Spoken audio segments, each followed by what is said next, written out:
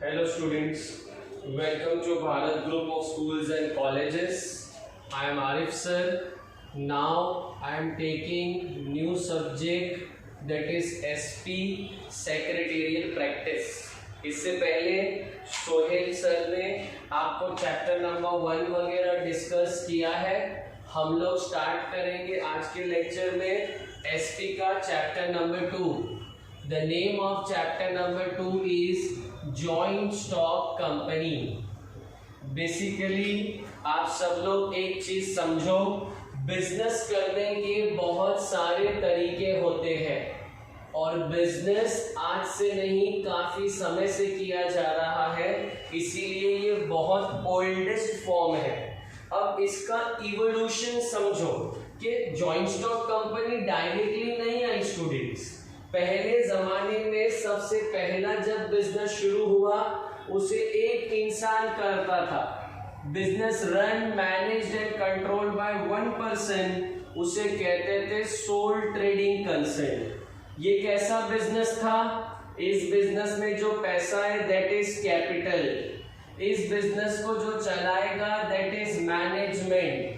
इस बिजनेस का पूरा कंट्रोल वन पर्सन के हाथ में था. वैसे बिजनेस को बोलेंगे सोल ट्रेडिंग कंसर्न. जो ये पर्सन बिजनेस को रन करता था उसे कहा जाता था सोल ट्रेडर. थोड़ा बिजनेस बढ़ा, हमें ऐसा लगा कि यार one person is not sufficient to manage the business, तो दूसरा फॉर्म आया जो सिर्फ और सिर्फ इंडिया में ही मिलेगा क्योंकि सबसे ज्यादा हिंदू इंडिया में है. उसका नाम है जॉइंट हिंदू फैमिली सिस्टम. अब जॉइंट हिंदू फैमिली सिस्टम मतलब ज्वेलरी बिजनेस. पूरा का पूरा फैमिली मिलकर बिजनेस कर रहा है जनरेशन टू जनरेशन. जैसे grandfather, father, children, grand children, 4 generation मिलके बिजनेस कर रही है. वो एग्जाम्पल हो गया जॉइंट हिंदू फैमिली सिस्टम और you can say joint Hindu family firm. इसमें कौन होता है? हेड ऑफ द फैमिली को कहा जाता है कर्ता. जो साथ में बिजनेस चलाने में काम आते हैं उन्हें कहा जाता है को-पार्टनर्स. ये एक ऐसा बिजनेस है जिसमें जैसे ही बच्चा बॉर्न हुआ बाय बर्थ वो क्या बन गया? को-पार्टनर. और जैसे ही फैमिली में किसी की डेथ हो गई वो को-पार्टनरशिप से हट गया. 2 बिजनेस हो गए. पहला वाला सोल ट्रेडिंग कंसर्न, दूसरा वाला जॉइंट हिंदू फैमिली फर्म. फिर थोड़ा समय और आगे गया. थोड़ा समय आगे जाने के बाद तीसरा फॉर्म आया कि भाई क्या जरूरत है, एक फैमिली ही बिजनेस करेगी, तो भाई बोला चलो कुछ लोग मिल जाओ और बिजनेस स्टार्ट करो. उसे नाम दिया पार्टनरशिप फर्म. यहाँ ब्लड रिलेटिव होना जरूरी नहीं है. 18 इयर्स और अबव मेजर पर्सन अपनी मर्जी से आएंगे, दैट इज वॉलेंटरी. अब यहाँ क्या होगा? सब के सब कैपिटल लाएंगे, सब के सब बिजनेस को मैनेज करेंगे और सभी के बीच में बिजनेस का प्रॉफिट एंड लॉस भी डिवाइड हो जाएगा. फिर ये पार्टनरशिप 2 तरीके की पता चली हमें. एक लिमिटेड पार्टनरशिप फर्म और एक अनलिमिटेड पार्टनरशिप फर्म. क्या फर्क है? लिमिटेड वाली पार्टनरशिप फर्म के अंदर आपको जो भी लोग मिलेंगे, जितने भी पार्टनर्स मिलेंगे, सबकी लायबिलिटी लिमिटेड होगी और अनलिमिटेड में लायबिलिटी अनलिमिटेड होगी. हाँ, लिमिटेड पार्टनरशिप फर्म में एक ऐसा पार्टनर भी होगा जिसकी लायबिलिटी अनलिमिटेड होगी. ये हम डिटेल में पढ़ेंगे. पार्टनरशिप फर्म के बाद एक और बिजनेस आया. ये सब का मोटिव प्रॉफिट था. एक और बिजनेस आया जो बोला मैं लोगों के भले के लिए काम करूंगा. उसको नाम दिया कोऑपरेटिव सोसाइटी. कम से कम 10 लोग मिलेंगे और वॉलेंटरीली समाज को क्या देनी है? उनको सर्विस. इसका अच्छा एग्जांपल आपने एनजीओ वगैरह सुना होगा. ये 4 बहुत मेजर फॉर्म है जो काफी समय तक बिजनेस में चले. जैसे कि हम देख रहे हैं बोर्ड पर, सबसे पहले सोल ट्रेडर है, सिंगल पर्सन, फिर जॉइंट हिंदू फैमिली सिस्टम है जहां पर दो लोग हैं, कर्ता और को-पार्टनर्स, फिर पार्टनरशिप फर्म है जिसमें पार्टनर्स हैं वॉलंटरीली आए हैं। पार्टनरशिप फर्म में एक और चीज याद रखना, मिनिमम 2 मैक्सिमम 10 अगर बैंक वाला बिजनेस है तो, और ज्यादा से ज्यादा 20 अगर नॉन बैंकिंग बिजनेस है तो। फिर दो है, एक लिमिटेड पार्टनरशिप, एक अनलिमिटेड पार्टनरशिप। फिर एक है कोऑपरेटिव सोसाइटी जिसका मोटिव क्या है, सर्विस। चलो चारों फॉर्म को पढ़ रहा हूं, रीडिंग पे ध्यान देंगे। टेक्स्ट बुक में पेज नंबर 17 पे आपको रीडिंग मिलेगी।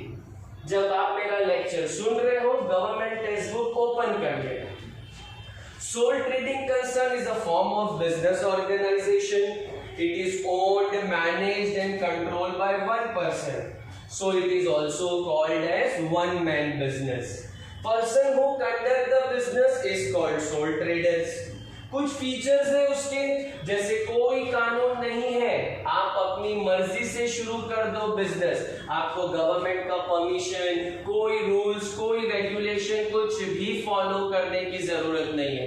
एट योर ओन विल आप सिर्फ पैसा लाओ, मैनेजमेंट करो, कंट्रोल करो, आप क्या बन जाओगे, soul trader.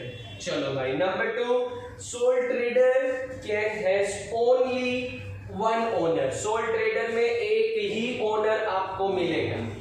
Capital contributed bye soul trader is very small. यार अकेला बिजनेस कर रहा है ना, तो फिर वो जो पैसा लाएगा बिजनेस में वो भी क्या होगा, कम। There is no division of profit and loss because he is a very single owner. Profit and loss क्यों बांटेगा? जब मेरा बिजनेस है, मैं ही कर रहा हूँ, कोई और है ही नहीं उसमें। I am the one person who is doing the entire business. Then why should I share my profit or loss? Profit भी मेरा, loss भी मेरा। All decisions are taken by sole trader. पूरे फैसले भी सोल ट्रेडर खुद ही लेगा क्योंकि वो अकेला बिजनेस चला रहा है। The proprietor मतलब जिसका बिजनेस है, soul trader can ensure maximum business secrecy. Yes, सारे बिजनेस के सीक्रेट्स, सारे बिजनेस की इंफॉर्मेशन सिर्फ और सिर्फ सोल ट्रेडर के पास है, वो क्यों किसी से शेयर करेगा। And the liability of soul trader is unlimited. Yes, unlimited liability समझो, फ्यूचर में अगर लॉस हुआ तो पहले बिजनेस प्रॉपर्टी बेचो, और अगर बिजनेस प्रॉपर्टी से भी कर्जा नहीं अदा हो रहा है तो आप सोल ट्रेडर की कौन सी प्रॉपर्टी बेच सकते हो, पर्सनल प्रॉपर्टी। अब आते हैं सेकंड फॉर्म ऑफ बिजनेस पे, जिसका नाम है जॉइंट हिंदू फैमिली बिजनेस और firm. When a Hindu undivided family conduct business inherited मतलब generation to generation, it is governed by Hindu law. It is called joint Hindu family business. Very important line. It exists only in India. It is governed by Hindu Succession Act 1956. चलो, features.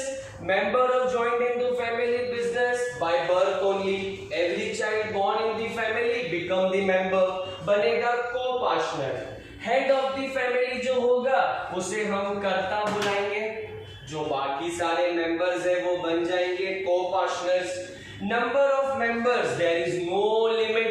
कोई limit नहीं है, कम से कम ज्यादा से ज्यादा जितनी बड़ी फैमिली उतने ज्यादा member. All members are engaged in business. Yes, सभी के सभी बिजनेस में engaged रहेंगे। अब इंपॉर्टेंट बात, ये जो करता है इसकी लाइबिलिटी अनलिमिटेड है। कल को बिजनेस में लॉस होगा तो आप पहले बिजनेस प्रॉपर्टी बेचना, लॉस नहीं भर पाए तो पर्सनल प्रॉपर्टी सिर्फ और सिर्फ किसकी बेच सकते हो, कर्ता की, क्योंकि वो हेड है। और जितने भी को पार्टनर है उनकी लाइबिलिटी लिमिटेड है, जितना लगाया था बिजनेस में उतना ही। द लाइबिलिटी ऑफ को पार्टनर इज लिमिटेड। कर्ता मैनेजर है, कंट्रोलर है, कोऑर्डिनेटर है पूरे के पूरे बिजनेस का। अब आते तीसरे फॉर्म पर, partnership firm. The business organisation को owned, manage, control by 2 or more person is called partnership firm. Owners कौन होते हैं? पार्टनर्स। ऑर्गेनाइजेशन को क्या बोलेंगे? Firm. Registration of partnership is compulsory, but remember only in Maharashtra. Rest of the India में optional है। आप गुजरात में जाओगे, आपकी मर्जी है, आपको रजिस्टर करना है तो करो, नहीं करना है तो भी चलेगा। लेकिन जब आप महाराष्ट्र में पार्टनरशिप फर्म खोलोगे तो registration is compulsory. This form of business organization is governed by Indian Partnership Act 1932। कानून भी बनाया गया। Features: the business start हुआ 2 लोगों से और ज्यादा लोगों से, मिनिमम 2, मैक्सिमम 20। अच्छा, अभी रिवाइज लिमिट आई है 20 से चेंज होके अब पार्टनरशिप ज्यादा से ज्यादा 50 लोगों में कर दी गई है। मैंने आपको अर्लियर लिमिट बताई थी कि 2 और 10 और 20, रिवाइज लिमिट मिनिमम 2 और मैक्सिमम 50 कर दी गई। लायबिलिटी ऑफ पार्टनर अनलिमिटेड भी है, जॉइंट भी है, सेवरल भी है। सभी पार्टनर है ना, तो नुकसान के लिए सभी जिम्मेदार है। किसी से भी हो, पहले आप बिजनेस प्रॉपर्टी बेचना, अगर सफिशिएंट नहीं रही तो कौन सी प्रॉपर्टी बेचना? पर्सनल। कैपिटल सारे पार्टनर कंट्रीब्यूट करेंगे। पार्टनरशिप फर्म के अंदर भी कोई लीगल स्टेटस नहीं है। पार्टनरशिप फर्म में कोई भी पार्टनर अपना शेयर ट्रांसफर नहीं कर सकता without the permission of other partners. फिर एक और फॉर्म आया यही पार्टनरशिप के अंदर, LLP। देखो पहले बोला ना पार्टनर्स की लायबिलिटी अनलिमिटेड थी, अब एक पार्टनरशिप बनती है जिसको नाम दिया जाता है limited liability partnership. Is the features of both partnership and joint stock. As the name suggests, liability, which means personal asset of the partners are not attached for paying the debt of LLP।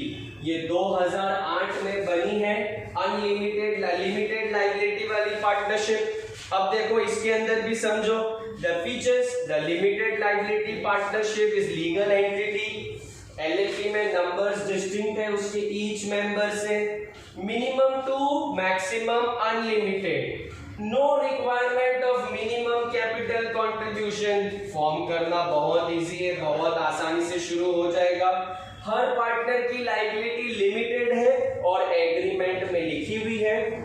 It has low cost of formation. शुरू भी सस्ते में हो जाएगी। 3 form हो गए। पहला form था आपका नंबर 1, जहां आप पढ़े soul trader, joint Hindu, partnership. अब चौथा फॉर्म देखेंगे, लास्ट फॉर्म आज के लेक्चर का, कोऑपरेटिव सोसाइटी।